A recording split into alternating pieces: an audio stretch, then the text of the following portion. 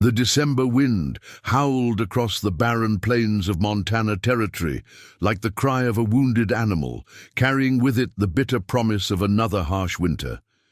In a weathered cabin that seemed no more substantial than a matchbox against the endless expanse, 17-year-old Clara Whitman pressed her face to the frost-covered window, watching the snow accumulate in drifts that threatened to bury their small home entirely. "Another storm's coming, Mama," she whispered, her breath fogging the glass.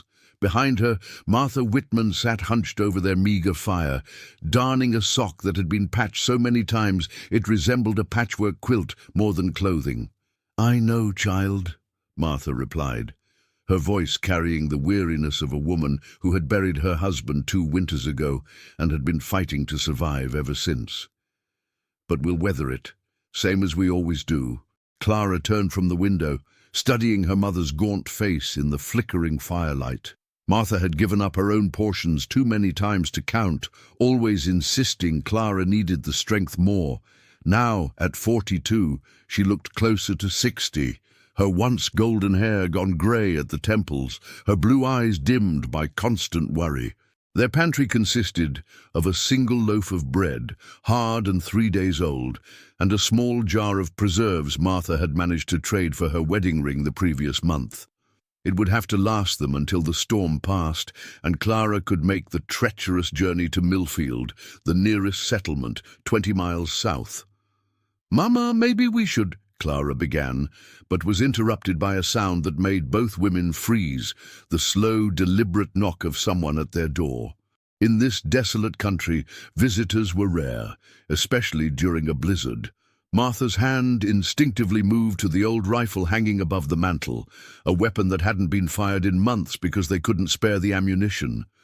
The knock came again, weaker this time, followed by a voice barely audible above the wind. "Please, help." Clara and Martha exchanged glances. Every instinct honed by frontier life screamed danger, but Martha's inherent kindness, the same trait that had led neighbors to call her the Angel of the Plains before drought and hardship scattered the community, won out. "Clara, help me with the bar," Martha said, moving toward the heavy wooden beam that secured their door. Together, they lifted the bar and opened the door to reveal a sight that would haunt Clara's dreams for years to come. A man, probably no older than 25, collapsed against their doorframe. His clothes hung in tatters, frozen stiff with ice and snow. His lips were blue, his dark hair matted with frost, and his eyes, when he managed to lift them, held the hollow desperation of someone who had stared death in the face. "Sweet Lord," Martha breathed, immediately stepping aside. "Clara, help me get him inside." They dragged the stranger to their hearth, where he collapsed onto the rough wooden floor, shivering violently. Martha quickly gathered their few remaining blankets, while Clara stoked the fire with their precious supply of wood. "What's your name?" Martha asked gently, kneeling beside the man. "James," he managed through chattering teeth. "James Morrison. Been walking for 3 days. Horse died. 50 miles back." Clara's heart clenched. 3 days in this weather should have killed him. That he had made it to their door seemed nothing short of miraculous. "Where are you headed?" Martha continued, already moving toward their meager pantry. "California. Got family there. Lost everything in a card game in Helena. Was heading home when the storm hit." Martha returned with their last loaf of bread and the jar of preserves. Clara's stomach clenched with hunger as she watched her mother break the bread into 3 equal portions, one for each of them. "Mama," Clara whispered urgently, pulling her mother aside. "That's all we have. If we share it—" "If we don't share it, that boy dies," Martha replied firmly. "And I won't have that on my conscience." Clara watched as her mother handed James the largest portion of bread, spreading it thick with preserves. The gratitude in his eyes was almost painful to witness. "Ma'am, I can't. This might be all you have." "Nonsense," Martha said briskly. "We've got plenty. You eat up and get your strength back." As James ate with the desperate hunger of a man who hadn't had a proper meal in days, Clara found herself studying his face. Despite his haggard appearance, there was something noble about his features, a strong jaw, intelligent brown eyes, and hands that, though roughened by hardship, bore the calluses of honest work. "I'll never forget this kindness," James said as he finished the bread. "Never." "You just focus on getting well," Martha replied. "You can stay here until the storm passes." But even as she spoke those words, Clara saw the worry in her mother's eyes. They had just given away their last food, and the storm showed no signs of letting up. If it continued for more than a day or two, they would all starve together. That night, as James slept fitfully by the fire, Clara lay awake listening to her mother's quiet prayers and the howling wind outside. She had no way of knowing that the simple act of sharing their bread would set in motion a chain of events that would change not only their lives, but the fate of every soul within 100 miles. Outside, the storm raged on, and somewhere in the darkness, 100 riders were already saddling their horses. Clara woke to an unusual sound: silence. After 3 days of howling wind and driving snow, the sudden absence of the storm's fury was almost deafening. She sat up on her small cot, immediately checking on their guest. James was gone, his blankets neatly folded, but beside them lay something that made Clara's heart skip: a small leather pouch and a note written in careful script. "To the angels who saved my life, this is all I have to repay your kindness. But I swear on my father's grave that you will be rewarded for your generosity. Your debt shall be remembered. J. Morrison." Clara opened the pouch to find $3 silver, more money than they had seen in months, but still far from enough to see them through the winter. She shook her mother awake. "He's gone, Mama, but he left this."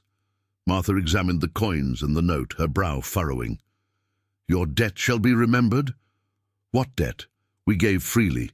Before Clara could respond, a new sound reached their ears, distant at first, but growing steadily closer. It was a rhythmic thundering that seemed to shake the very ground beneath their cabin. "Horses," Clara whispered, her blood running cold. "Lots of them." Both women rushed to the window, and what they saw defied comprehension. Stretching across the white landscape like a dark river was the largest group of horsemen Clara had ever seen, at least 100 riders, maybe more, moving in perfect formation toward their cabin. "Oh, dear God," Martha breathed, her hand flying to her throat. "Clara, get the rifle!" But even as Clara reached for the weapon, she could see it would be useless. These weren't scattered bandits or desperate outlaws. They rode with military precision, their horses well fed and groomed, their equipment glinting even in the pale winter light. At their head rode a man whose bearing commanded attention even at a distance. Tall in the saddle, wearing a long coat that billowed behind him like a battle standard. The riders came to a halt 50 yards from the cabin, forming a perfect semicircle that blocked every possible escape route. The silence that followed was more terrifying than any war cry could have been. The leader dismounted with fluid grace and began walking toward their door, his spurs jingling with each measured step. He was a man in his 50s, Clara guessed, with steel-gray hair and a face weathered by decades under the sun. But it was his eyes that held her attention. Pale blue and sharp as winter ice, they seemed to see everything and reveal nothing. He knocked on their door, not the desperate pounding of the night before, but 3 firm, measured raps that carried an unmistakable authority. "We know you're in there," he called out, his voice carrying clearly through the wooden door. "We're not here to harm you, we need to talk."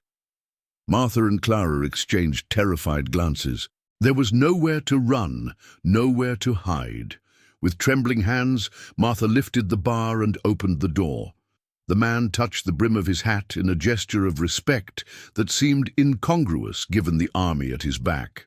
"Ma'am, I'm Captain William Morrison, late of the 7th Cavalry. I believe you met my son last night." Clara's knees nearly buckled. Morrison, James Morrison. The man they had saved was the son of this... Captain. But why would a cavalry officer need 100 riders to collect his boy? "Your son," Martha managed. "James, is he all right?"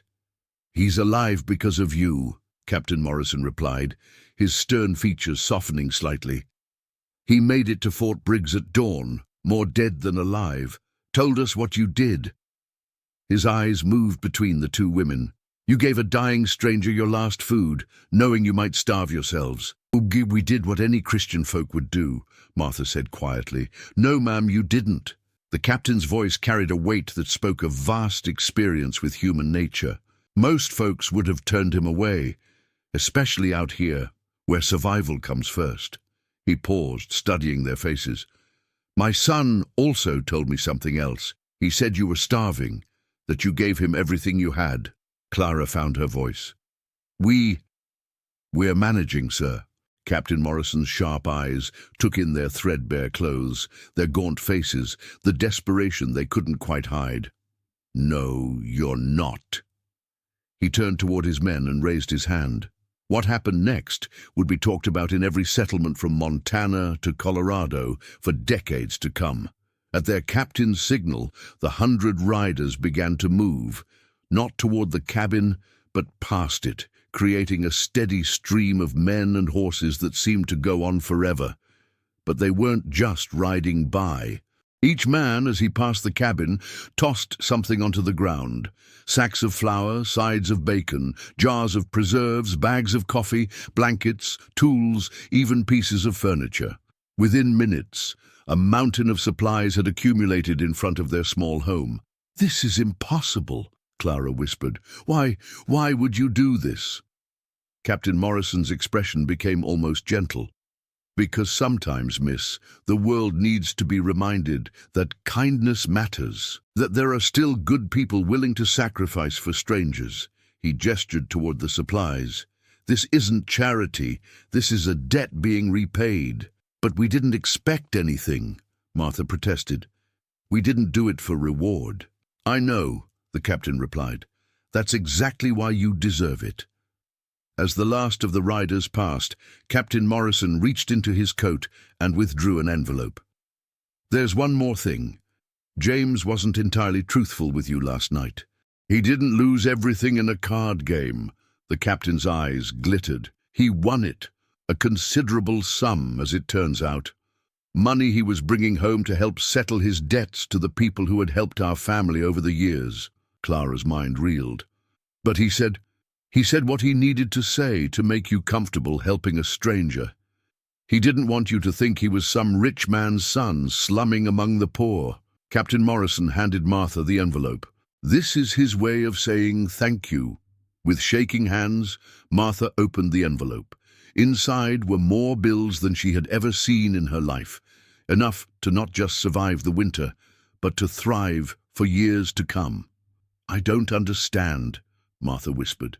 "Who are you people?" Captain Morrison smiled, the first genuine smile Clara had seen from him. "We're the Morrison Riders, ma'am. Been helping folks across the territory for nigh on 20 years. We look for people like you, folks who still believe in doing right by their neighbors." He tipped his hat again. "And now, if you'll excuse us, we have other visits to make." As Clara watched the 100 riders disappear into the distance, she realized that their simple act of kindness had connected them to something much larger, a network of people who believed, as her mother did, that sometimes the most important thing you can do is share your bread with a stranger. But the biggest surprises were yet to come. Word traveled fast across the frontier, carried by trappers, merchants, and circuit riders who made the remote settlements their beat. Within a week, the story of the widow and her daughter, who had fed a stranger and been rewarded by 100 riders, had spread across 3 territories. But with fame came complications that Clara and Martha never could have anticipated. The first visitors arrived on a Tuesday morning, a family of 4 in a broken-down wagon, their children hollow-eyed with hunger. "Please, ma'am," the man said, hat in hand, "we heard tell you help folks in need. We've been traveling for 6 days, and we ain't got nothing left to feed the young ones." Martha's heart broke looking at the children, but Clara felt a chill of foreboding. Word was getting twisted in the telling. People thought they were running some kind of charity operation. Of course we'll help, Martha said immediately, already heading for their now well-stocked pantry. Clara, help me get some food together. As Clara packed supplies for the family, she couldn't shake her unease. Mama, what if more come? What if everyone who's heard the story thinks we're obligated to help? Then we help as many as we can, Martha replied simply.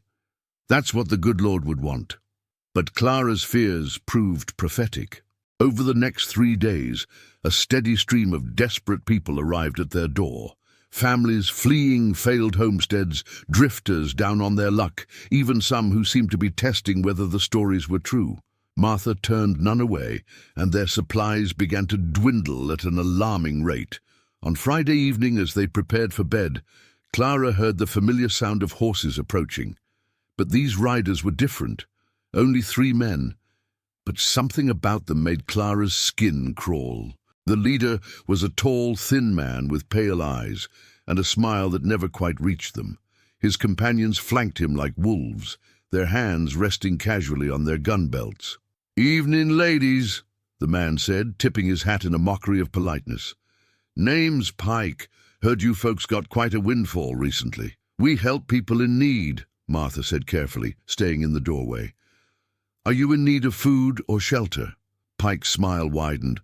"Oh, we need something, all right. See, word is, you got a considerable sum of money tucked away in there, money that came from helping strangers." His voice took on a harder edge. "Well, we're strangers too, and we'd be mighty grateful for your generosity." Clara felt her blood turn to ice.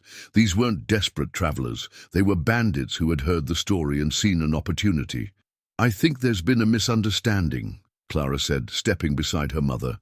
"We don't have—" "Now don't lie to us, girl," Pike interrupted. "Everyone knows about the Morrison riders and their reward. Everyone knows you got enough money to make a man rich." He gestured to his companions. "Boys, why don't you take a look around? Make sure these ladies aren't hiding anything." But before the men could dismount, a new sound filled the air, the thunder of many horses moving fast. Pike and his men spun around to see a sight that made Clara's heart soar. A group of riders cresting the hill at full gallop, led by a familiar figure in a long coat. Captain Morrison and 20 of his men surrounded the bandits before they could react, rifles trained and ready. "Evening, Pike," Captain Morrison said conversationally. "Fancy meeting you here." Pike's face had gone pale. "Morrison, this ain't got nothing to do with you." "Afraid it does." The captain's voice was as cold as the winter wind. "See, these ladies are under my protection now, part of the network." He leaned forward in his saddle.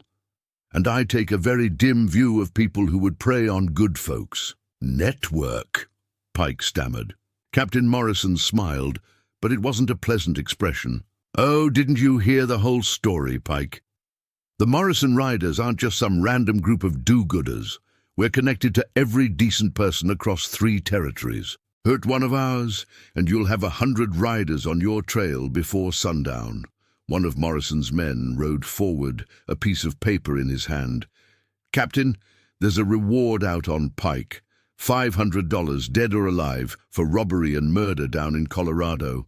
"Well, Pike," Captain Morrison said, "looks like this is your lucky day. We'll take you in alive." He nodded to his men. "Tie them up, boys. We'll deliver them to the territorial marshal in the morning." As Pike and his companions were bound and led away, Captain Morrison dismounted and approached Clara and Martha. "Are you ladies all right?" "Yes, thanks to you," Martha replied. "But how did you know?" "We didn't get to be successful by being careless," the captain explained. "We've got people watching all our investments. When word started spreading about your generosity, we figured it might attract the wrong kind of attention." He studied their faces. "I hear you've been helping a lot of folks lately." Clara nodded.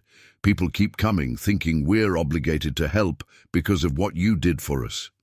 "And you feel obligated to help them because it's the right thing to do," Captain Morrison observed. "That's admirable, but it's also dangerous. You can't save everyone, and you'll make yourselves targets trying. Martha looked conflicted. But we have so much now, thanks to your son. How can we turn people away? Captain Morrison was quiet for a long moment, studying the two women. Finally, he seemed to come to a decision. There might be another way, he said slowly. Tell me, have you ever considered that your cabin might be too small for the kind of work you want to do? Clara frowned. What do you mean? I mean, what if instead of people coming to you, you went to them? What if you became part of something bigger? The captain's eyes gleamed. What if you became Morrison riders yourselves? The suggestion hung in the air like a challenge. Martha and Clara exchanged glances, both thinking of the desperate faces they'd seen over the past week, the people who needed help but might never find their way to a remote cabin in Montana. We don't know how to be riders, Clara said uncertainly. Captain Morrison chuckled. Miss, you've been riding harder than most of my men for years now, riding out winter storms, riding out poverty, riding out grief. The only difference is, now you'd have 100 people riding with you instead of riding alone. As Clara looked out at the endless expanse of the frontier, she realized that their simple act of sharing bread had already changed them in ways they never could have imagined.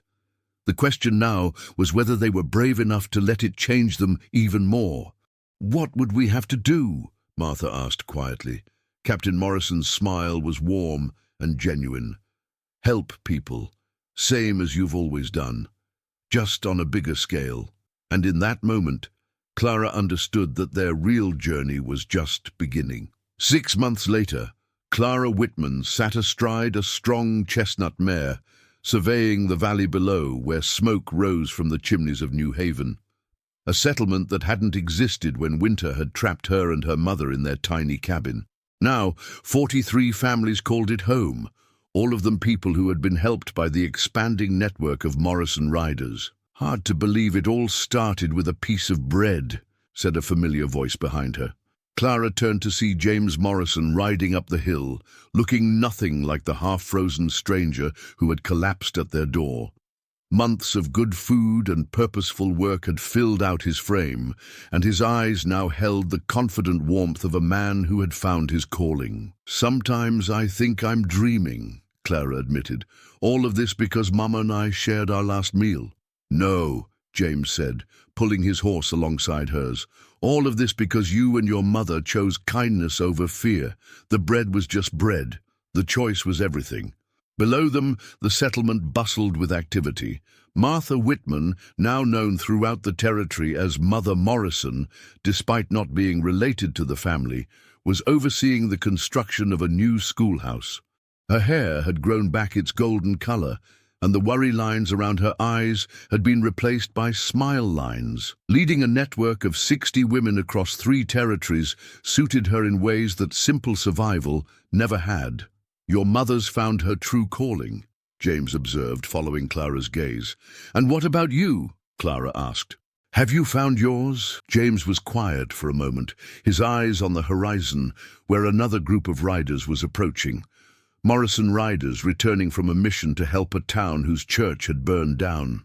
I used to think my calling was to wander, he said finally, to see what was over the next hill, beyond the next mountain, but I've learned something in these past months. What's that? Sometimes what you're looking for is right where you started. Sometimes the greatest adventure is building something that lasts. He looked at Clara directly.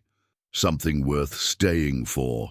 Clara felt her cheeks warm, but before she could respond, the approaching riders reached them. Captain Morrison led the group, his face grim. We have a problem, he announced without preamble. Settlers in the Bitterroot Valley are under siege. A group of claim jumpers backed by some eastern investors are trying to drive them off land that's legally theirs. They've cut off supply lines and are waiting for winter to do their dirty work for them. Clara felt the familiar tightness in her chest that came whenever she heard of people in need. In the months since joining the Morrison Riders, she had seen more suffering than in all her previous years combined, but she had also seen more hope. How many families? Martha asked. riding up from the settlement. 37, the captain replied, including 18 children under the age of 10. That's too many to relocate before winter, James said grimly. And if those claim jumpers have Eastern money behind them, they'll have more guns than we can match. Captain Morrison nodded. Which is why we're not going to fight them with guns. He looked around the circle of riders. We're going to fight them with something they're not prepared for. Which is, Clara asked, community. The captain's eyes gleamed with the same intensity Clara had seen that first morning when 100 riders had appeared at their door. Those Eastern investors are counting on the settlers being isolated, helpless. They're counting on being able to pick them off one by one. He paused dramatically. They're not counting on the entire territory rising up to help. Over the next hour, Captain Morrison outlined a plan that was audacious, even by Morrison rider standards. Instead of sending a few dozen riders to fight the claim jumpers, they would orchestrate the largest relief effort the frontier had ever seen. Every settlement, every family that had been helped by the Morrison network would be asked to contribute. Food, supplies, manpower, political pressure. It's like what you did for us, Clara realized. But instead of one family helping one stranger, it's hundreds of families helping each other. Exactly, Martha said, her eyes bright with excitement. We're going to show those Eastern investors what happens when you try to break apart a community that's learned how to take care of its own. The next 3 weeks were a whirlwind of activity. Riders fanned out across Montana, Wyoming, and Colorado, carrying word of the crisis in the Bitterroot Valley.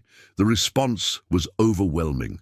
Families who had been helped by the Morrison network didn't just contribute, they volunteered to join the relief effort personally. When the massive caravan finally set out for the Bitterroot Valley, it numbered over 300 people. Farmers, ranchers, merchants, even a territorial judge who had once been helped by Martha when his own family was stranded in a blizzard. The claim jumpers, expecting to face a handful of desperate homesteaders, instead found themselves confronting what looked like a small army of determined settlers. But more importantly, they found themselves facing something they couldn't fight, the power of organized community action. Within days, territorial marshals arrived to investigate the legal claims. Newspaper reporters, attracted by the unprecedented show of frontier solidarity, began writing stories that reached all the way to Washington. Eastern investors, suddenly finding their names in newspapers and their methods under scrutiny, quietly withdrew their support. The claim jumpers, abandoned by their backers and vastly outnumbered, melted away like snow in spring. But for Clara, the most important moment came on the final evening, as the relief caravan prepared to disperse back to their home settlements. She found herself standing with James on a hill overlooking the valley, watching campfires twinkle like earthbound stars. "My father asked me something today," James said quietly. "What was that?" "He asked me if I was ready to take over leading the Morrison Riders when he retires." Clara's heart skipped. "And what did you tell him?" "I told him I was ready to lead, but not alone. I told him the best leaders surround themselves with people who make them better than they could ever be on their own." He turned to face her fully. "I told him I'd found the partner I want to build the future with." Clara looked out over the valley, where hundreds of people were celebrating not just a victory, but the birth of something new, a way of living that put community and mutual aid at the center of frontier life. "Are you asking me something, James Morrison?" "I'm asking you to marry me, Clara Whitman. I'm asking you to help me turn the Morrison Riders into something that will outlast both of us. I'm asking you to help build a world where a stranger's knock at the door is always answered with kindness." Clara thought of that night 6 months ago, when a dying man had stumbled to their door and she and her mother had chosen to share their last bread rather than turn him away. She thought of all the people they had helped since then, and all the people still waiting to be helped. "Yes," she said simply. "Yes to all of it." As the stars wheeled overhead and the campfires burned low, Clara Whitman, soon to be Clara Morrison, knew that their story was just beginning. The simple act of sharing bread had grown into something that would reshape the frontier, one act of kindness at a time. And in settlements across 3 territories, mothers would tell their children the story of the kind widow's daughter who shared her bread with a stranger, and how that simple act of compassion had changed the world. The Morrison Riders would become legend, but the truth behind the legend was something much more powerful. The understanding that in a hard world, the choice to be kind is the most revolutionary act of all.